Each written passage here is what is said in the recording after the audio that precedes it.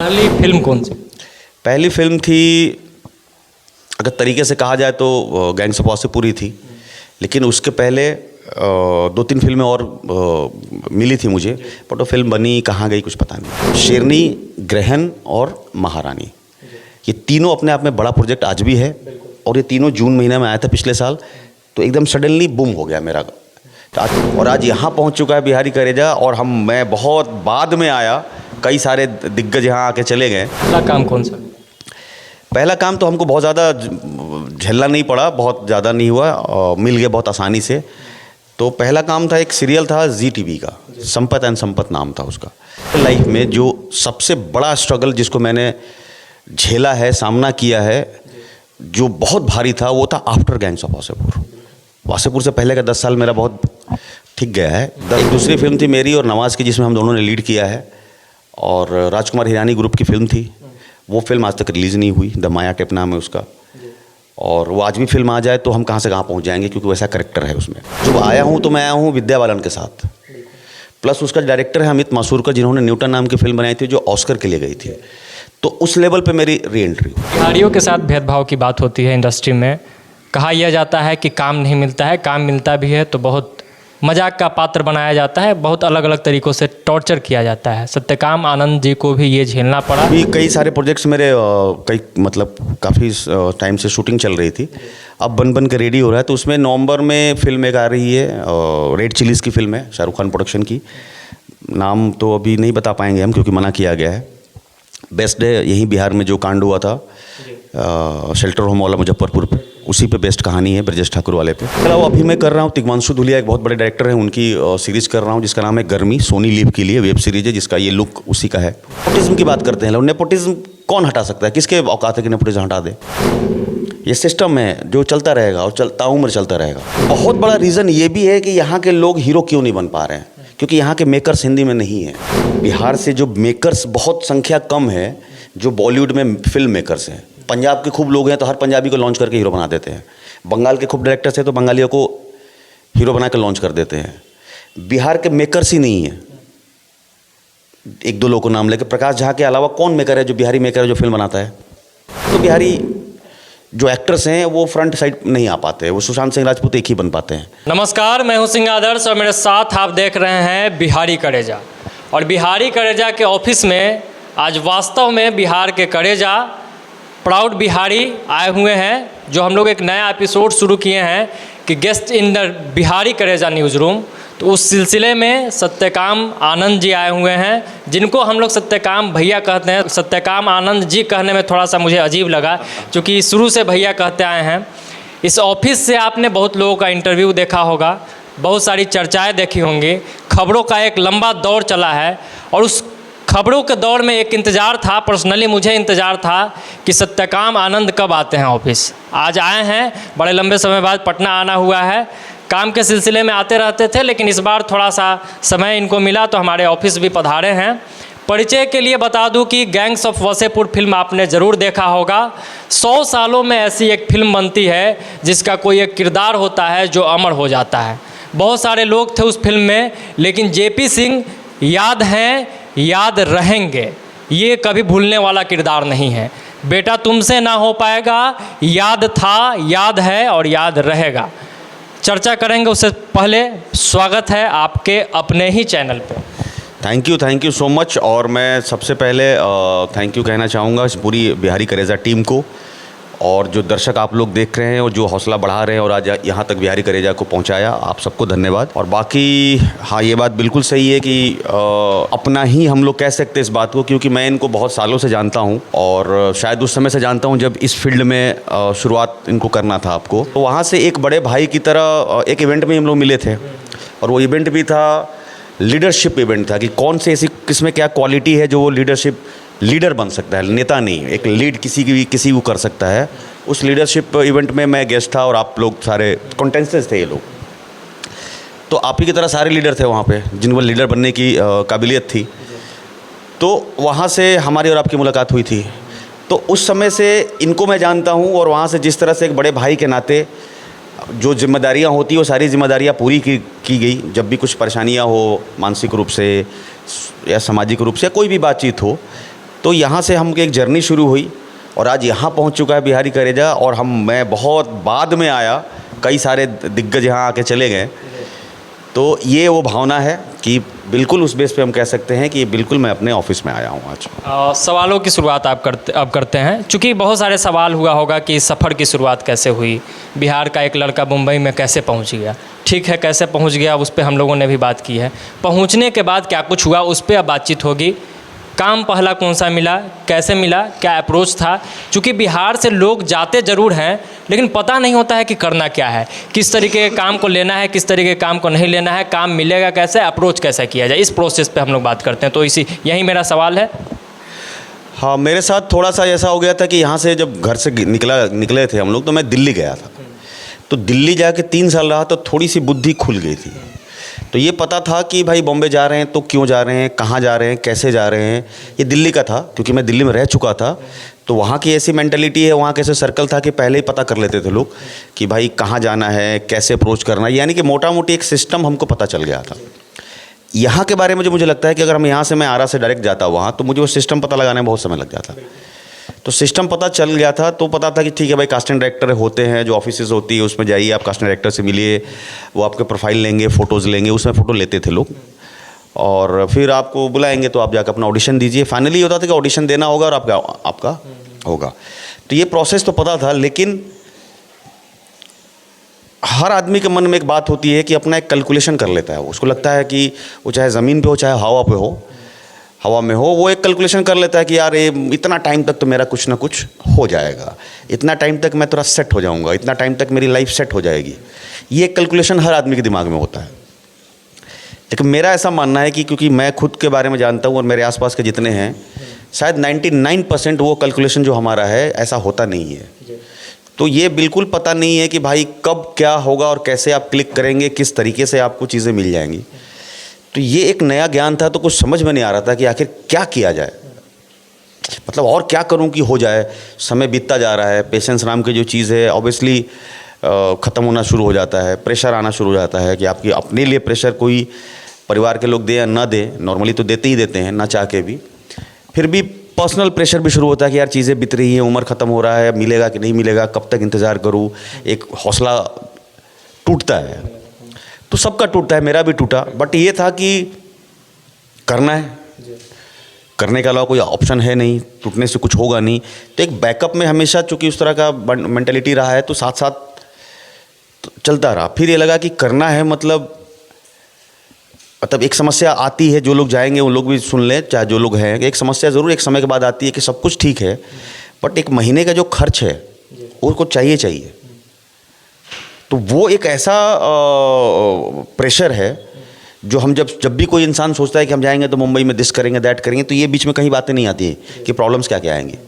तो उन सारी प्रॉब्लम्स में से एक वो प्रॉब्लम, बहुत बड़ी प्रॉब्लम है, जो जिसका कोई ऑप्शन ही नहीं है कि आपको आपका महीने का रेंट देना होगा, खाने का खर्च होगा, कुछ खाएंगे तो उसका पैसा लगेगा, जाएंगे तो मान लीजिए ऑटो से नहीं जाए, पैदल चले गए आप, बस से बैठेंगे तो कुछ पैसा लगेगा। तो ये जो फंसाता है ना, वो बहुत बुरा फंसाता है। तो ये सब मुझे पता नहीं था, बहुतों को पता नहीं होता है।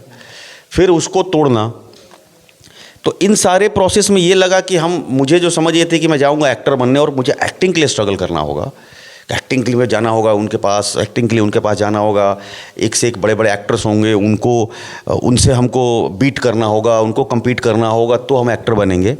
ये सोच के मैं गया था और 90% लोग जाते हैं, लेकिन वहाँ इससे कई गुना ज़्यादा स्ट्रगल दूसरे तरह के करने पड़ जाते हैं, रहने के लिए, सर्वाइविंग के लिए, मानसिक शांति के लिए, आपको इन्फॉर्मेशन मिले उसके लिए, प्रोसेस समझते रहे उसके लिए। तो ये मुझे भी तकलीफ़ दिया बहुत समय तक, मेरा कई साल शायद अब कहे कि बर्बाद हुआ उसमें समझने में ही सिस्टम को। बट ये था क्लियर कि भाई प्रोसेस यही है, अब आए हैं तो जाएंगे नहीं, तो आगे बढ़ते चलो, क्योंकि पीछे जाने का कोई मतलब है नहीं। पहला काम कौन सा मिला? पहला काम तो हमको बहुत ज़्यादा झेलना नहीं पड़ा, बहुत ज़्यादा नहीं हुआ, मिल गया बहुत आसानी से। तो पहला काम था, एक सीरियल था जी टीवी का, संपत एंड संपत नाम था उसका। तो कोइंसिडेंटली मिल गया मुझे वो, तो कि ये अच्छा रहा, अच्छा एक्सपीरियंस रहा। थिएटर से करके आया था तो टेक्निकल बातें पता नहीं थी, तो बहुत सारा डांट सुनना पड़ा डायरेक्टर से। वो कभी कोई कहे कि चिन डाउन करो, चिन अप करो, तो उस समय चिन का पता ही नहीं था कि चिन मतलब क्या होता है। मतलब पता नहीं था कि ऐसा नहीं कि इंग्लिश मालूम नहीं था, कभी सुने नहीं थे, कभी बात नहीं होती। चिन तो ये ठुड्डी को बोलते हैं, तो ये ऐसा करो, इधर करो, ऐसा करो, तो इतना फ्रेमिंग था नहीं। तो बड़ा गंदा एक्सपीरियंस रहा वो, हमेशा चिढ़ता था डायरेक्टर, लेकिन समझ में आई चीज़ें। उसके बाद एक उसी सीरियल की वजह से एक सीरियल मिला मुझे 2004 में, तमन्ना हाउस, वो भी जी का था, तो एक बड़ा सीरियल था। तो वहाँ से थोड़ा बड़ा पैसा भी मिला, बड़ा बूम भी हुआ, बड़ा एक्सपोजर भी मिला, फिर बड़ा एक्सपीरियंस भी मिला वहाँ पे। पहली फिल्म कौन सी? पहली फिल्म थी, अगर तरीके से कहा जाए तो गैंग्स ऑफ वासेपुर ही थी, लेकिन उसके पहले 2-3 फिल्में और मिली थी मुझे, बट वो फिल्म बनी कहाँ गई कुछ पता नहीं है। मसान में भी दिखे थे? हम मसान में था मैं, लेकिन मसान वासेपुर के बाद बनी थी। अब आते हैं टर्निंग पॉइंट पे, चूँकि सबको पता है कि गैंग्स ऑफ वासेपुर है, लेकिन आप भी गैंग्स ऑफ वासेपुर को ही जीवन का टर्निंग पॉइंट मानते हैं या कुछ और? नहीं, वही टर्निंग पॉइंट है। टर्निंग पॉइंट वही है, मानना क्या है, मतलब फैक्ट यही है।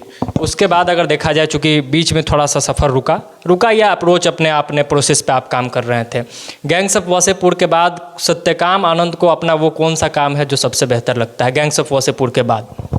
एक चीज़ बताऊंगा, छोटी सी ज़रूर बताना चाहूँगा, क्योंकि जिस स्ट्रगल की बात आप कर रहे थे अभी, तो मैं अगर अपनी बात करूँ तो मेरे लाइफ में जो सबसे बड़ा स्ट्रगल जिसको मैंने झेला है, सामना किया है, जो बहुत भारी था, वो था after gangs of Wasseypur. Wasseypur से पहले का 10 साल मेरा बहुत ठीक गया है। वासेपुर के बाद, क्योंकि वासेपुर फिल्म आ गई, और उसको अगर उस तरह से एग्जांपल देते, वो मान लीजिए कि 6th फ्लोर के हाइट की फिल्म है, तो मैं 6ठे फ्लोर से गिर गया था, मेरा कैरियर गिर गया था, तो मैं ज़मीन में धंस चुका था। वहाँ से निकल कर आज हम लोग ये बात कर रहे हैं। असली संघर्ष होने शुरू हुआ। हाँ, तो संघर्ष मेरा वो था, बीच में हमने काम ही नहीं किया। तो संघर्ष मेरा ये नहीं था कि, एक तो संघर्ष ये था कि मिट्टी में धंसे हुए हैं आप, तो वहाँ से निकलिए पहले, फिर निकल के खड़ा होना है, खड़ा होकर फिर मुझे 6ठे फ्लोर पे ही जाना था। तो संघर्ष 6ठे फ्लोर पे जाने की थी। संघर्ष ये नहीं था कि किसी फ्लोर पे चले जाएं, यानी कुछ भी कर लें, ऐसा नहीं था। कुछ बेहतर करना है, नहीं, एक्टिंग में वही काम करना, जहाँ से गिरे हैं वहीं जाना है। तो ये हो गया आपका प्रिंसिपल हो गया लाइफ का। लेकिन अब उस बीच में फिर से आती है बातें सर्वाइविंग की। तो उस बीच में मैंने एक्टिंग बिल्कुल छोड़ दिया करना, क्योंकि उस समय मेरे पास 8 फिल्मों का ऑफर आया था, जिसमें से 5 फिल्में थी जिसमें वो गैंग्स ऑफ वासेपुर के जेपी सिंह ही गेटअप था, तो मैंने नहीं किया। 3 फिल्में की जो बड़ी फिल्में थी, एक अभय देओल की फिल्म थी प्रोडक्शन की, अभय देओल उस समय बहुत बड़े एक्टर माने जाते थे, तो वो फिल्म थी मिसेज स्कूटर, जो बनी और अमेज़ॉन पे 2014 में आई, जब अमेज़ॉन को कोई जानता भी नहीं था। तो वो वहाँ चली गई तो लोगों ने देखा नहीं। एक दूसरी फिल्म थी मेरी और नवाज़ की, जिसमें हम दोनों ने लीड किया है, और राजकुमार हिरानी ग्रुप की फिल्म थी। वो फिल्म आज तक रिलीज़ नहीं हुई, द माया टेप नाम है उसका, और वो आज भी फिल्म आ जाए तो हम कहाँ से कहाँ पहुँच जाएंगे, क्योंकि वैसा करेक्टर है उसमें। 2 ही है, मैं और नवाज़ लीड में। तीसरी फिल्म थी तरकश, वो पूरी अभी तक 90% कंप्लीट भी नहीं हुई। तो ये तीनों का नहीं आना, अब इसको आप किस्मत कहे या क्या कहे मुझे नहीं पता, मेरे साथ ऐसा हो गया, जिसकी वजह से पूरा करियर मेरा डाउन हो गया, मैं ज़ीरो हो गया। तो ये एक कमाल का स्ट्रगल था, जो बहुत भारी भरकम था, कि आप गिर के फिर उठ गए और आज हम यहाँ पहुँचे हैं। तो ये एक जर्नी थी जिसपे कभी बात हम लोग करेंगे तो बहुत, मतलब आपको उतना मजबूत होना पड़ेगा। और मुझे ये कहना नहीं है कि मैंने कितना उसके लिए क्या क्या किया, इतना एक लाइन में ज़रूर कहूँगा कि आदमी गिर के ज़मीन में धंस के उठ के भी ऐसे चौड़ा होकर बात कर सकता है। इतना पावर इंसान में है, नेचर कहे भगवान कहे, उसने दिया हुआ है, हमारे अंदर है, ठीक है, कोई भी हो सकता है। बाकी अब जर्नी जब शुरुआत हुई तो मैं उसको री एंट्री कहूँगा। तो री एंट्री मेरी हुई शेरनी फिल्म से, विद्या बालन जी। तो वासेपुर से मैं गिर गया था, तो जब आया हूँ तो मैं आया हूँ विद्या बालन के साथ, प्लस उसका डायरेक्टर है अमित मासूरकर, जिन्होंने न्यूटन नाम की फिल्म बनाई थी जो ऑस्कर के लिए गई थी। तो उस लेवल पे मेरी री एंट्री हुई। और कमाल की बात यह है कि एक ही महीने में मेरी जो री एंट्री हुई थी वो 3 प्रोजेक्ट से, और वो जो एक ही महीने में आए थे पिछले साल, शेरनी, ग्रहण और महारानी, ये तीनों अपने आप में बड़ा प्रोजेक्ट आज भी है, और ये तीनों जून महीने में आया था पिछले साल। तो एकदम सडनली बूम हो गया मेरा। तो आज के डेट में मैं बहुत बड़ा काम कर रहा हूँ, काफ़ी बड़े ही सारे काम हो रहे हैं। पसंदीदा कौन सा काम? पसंदीदा मुझे ग्रहण का थोड़ा अच्छा लगा, इसलिए क्योंकि उसमें चीफ मिनिस्टर का कैरेक्टर है, और मुझे बहुत अच्छा लगा कि मैं मध्य प्रदेश में शूटिंग चल रही थी और एक पॉलिटिकल फंक्शन में मुझे बुलाया गया था। तो वहाँ के जो फॉरेस्ट मिनिस्टर थे, मतलब मंत्री लोगों का ही पूरा फंक्शन था, तो वहाँ के जो फॉरेस्ट मिनिस्टर थे, मध्य प्रदेश के फॉरेस्ट मिनिस्टर, तो उन्होंने मुझे स्टेज पे बोला कि मैं बहुत दावे के साथ एक बात कह सकता हूँ, आपको ग्रहण में देखने के बाद ऐसा लगा कि आपको राज्य दे दिया जाएगा तो आप संभाल लेंगे। तो ये मेरे लिए बहुत बड़ा, और प्रमोशन भी था, विधायक से मुख्यमंत्री बने। हाँ प्रमोशन तो था, लेकिन उसमें इतना ब्यूटीफुली काम किया गया है ना कि देख के लगेगा कि ये आदमी चीफ मिनिस्टर का पोस्ट संभाल लेगा, तो मुझे अच्छा लगता है। बाकी अभी जो रेड चिलीज़ की एक फिल्म अभी कंप्लीट हो गई है मेरी, वो नवंबर में शायद रिलीज़ होगी, नवंबर एंड या दिसंबर में। उसका जो काम है वो मुझे बहुत पसंद है। आने वाले काम पे हम लोग बात करेंगे, उससे पहले एक सवाल हर एक बिहारी कलाकार के दिमाग में रहता है, हर एक बिहारियों के दिमाग में रहता है। मनोज बाजपेयी बहुत पहले से स्टेबल है, बिहार से हैं। पंकज त्रिपाठी भी अब बहुत अच्छे से स्टेबल हो गए हैं। संजय मिश्रा भी स्टेबल थे तो, और अभी भी हैं। तो जैसे बिहारी कलाकारों के दिमाग में ये होता है कि हम वहाँ जाएंगे तो किसी तरीके का कोई मदद, कोई अप्रोच उनके माध्यम से मिल पाएगा कि नहीं, मिलता है या नहीं?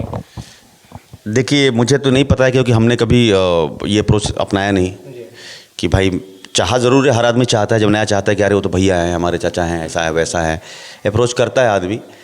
अब इसका क्या है कि सबका पर्सनल अनुभव है। हमको मतलब कोई ऐसा कह दे कि ऐसा ही होता है तो ये गलत बात हो जाएगी। बट ये होता है कि मैं ज़रूर कहूँगा कि ऐसा होता नहीं है कि हम ये सोच के जाएं कि वो हमसे टकराएं और हमसे वो हेल्प कर देंगे और हमारा भला हो जाएगा। ये ऐसा होता नहीं है, और ये भी हमें समझना ज़रूरी है कि उनके हाथ में जिनसे हम उम्मीद करते हैं नहीं है कि आपका भला कर दें।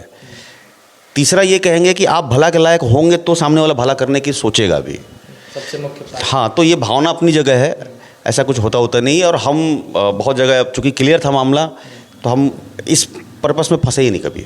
बिहारियों के साथ भेदभाव की बात होती है इंडस्ट्री में। कहा यह जाता है कि काम नहीं मिलता है, काम मिलता भी है तो बहुत मजाक का पात्र बनाया जाता है, बहुत अलग अलग तरीक़ों से टॉर्चर किया जाता है। सत्यकाम आनंद जी को भी ये झेलना पड़ा या बाकियों को झेलना पड़ता है या नहीं, इस पर क्या विचार? मुझे आज तक 20 साल हो गए मुंबई में, कभी इस बात से ताल्लुकात नहीं हुआ। मुझे कभी इस बात से झेलना नहीं पड़ा कि मैं बिहारी हूँ। कभी मेरे किसी टीम ने मुझे ह्यूमिलेट नहीं किया। ये मैंने भी सुना है, लेकिन मुझे नहीं मालूम कि कहाँ होता है ये, क्योंकि ऐसा नहीं है कि कोई भी शूट करें आप और वहाँ पे बिहारी नहीं होते हैं। कोई ऐसा यूनिट नहीं है जिसमें प्रोडक्शन में बिहारी नहीं मिलेंगे आपको।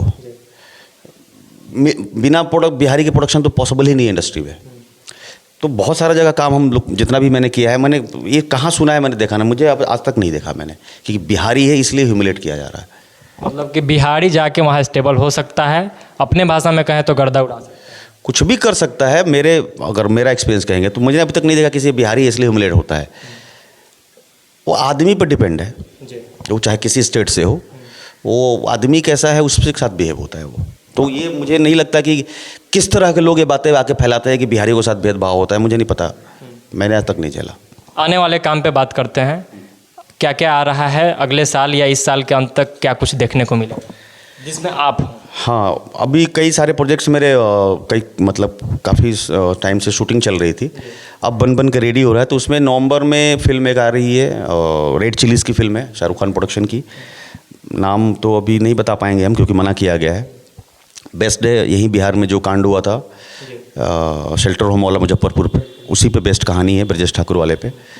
तो ये नवंबर में फिल्म का अभी बात चल रहा है कि रिलीज़ होगी, OTT पर रिलीज़ हो रही है कि हॉल में देखते हैं। तो इसमें संजय मिश्रा जी हैं, भूमि पेडनेकर हैं और मैं हूँ लीड में, हम लोग। उसके अलावा अभी मैं कर रहा हूँ, तिग्मांशु धुलिया एक बहुत बड़े डायरेक्टर हैं, उनकी सीरीज़ कर रहा हूँ जिसका नाम है गर्मी, सोनी लिव के लिए वेब सीरीज़ है, जिसका ये लुक उसी का है। तो ये भी जनवरी तक आने की उम्मीद है।